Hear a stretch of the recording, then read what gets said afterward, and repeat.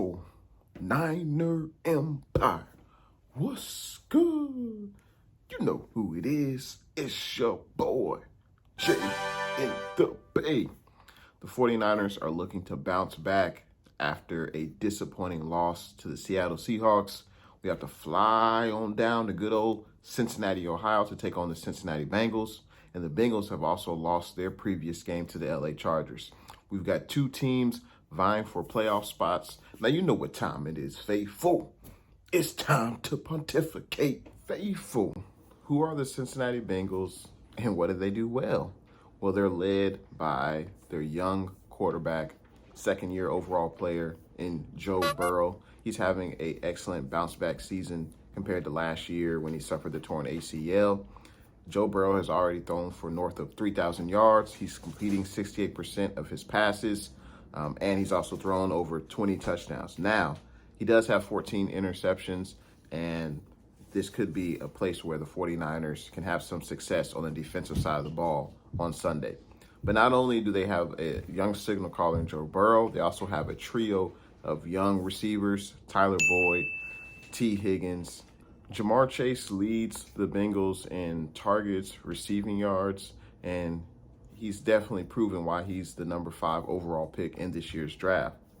Not only can the Bengals throw the ball, they can also run the ball with Bay Area native Joe Mixon. He's having an excellent year. He's averaging about 4.6 yards per carry on the ground. So the Bengals clearly have a balanced offensive attack, and the 49ers defense will have its hands full on Sunday. Don't sleep on this Bengals defense. They can attack the quarterback. They are top 5 in sack production. I believe they have about 32 sacks on the season. They're led by Hubbard and Hendrickson on that defensive line. Both of those ends can get after the quarterback and wreck a game plan. Not only can they get after the pass rusher, but they can also stop the run. They're a top 5 run defense. And I think there will be opportunities in the passing game for the 49ers to exploit. But we'll see if Jimmy and the rest of the offense is up for the challenge. As I'm recording this video, the 49ers are still battling injuries. Unfortunately, Deebo Samuel is still battling the groin injury. He's yet to practice this week. The same with Elijah Mitchell. He's yet to practice this week. Elijah Mitchell is battling concussion symptoms, and also he has a knee, minor knee injury.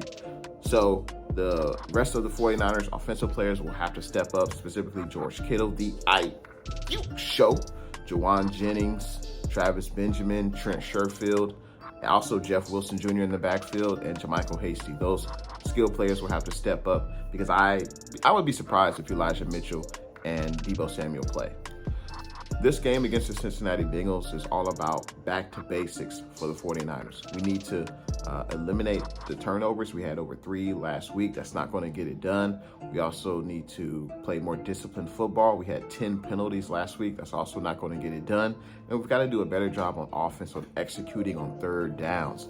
We were only 3 of 10 on third downs last week. We're definitely going to have to convert those third downs in order to have sustained long drives.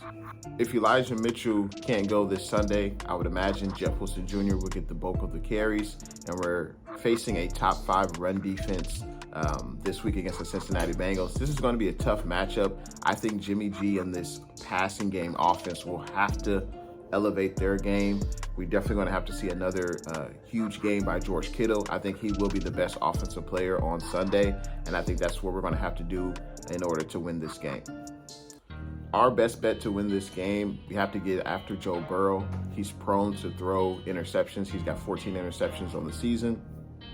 He was also sacked 4 times against the LA Chargers last Sunday. We have to get pressure on Joe Burrow.